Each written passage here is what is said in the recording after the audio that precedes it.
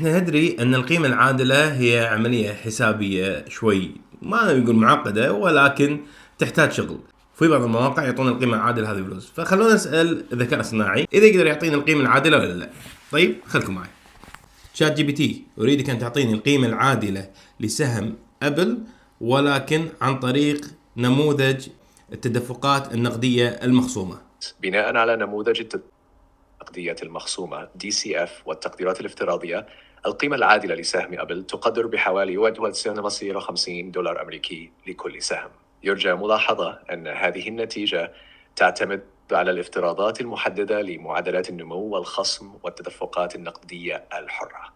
ممتاز. بناء على تقديراته وتحليلاته للبيانات أعطانا أن سعر سهم أبل العادل عند 161 دولار. خلينا نقول هذا بنسبة كبيرة يعتبر تقييم ممتاز. ما خلانا نشيه الشات جي بي تي.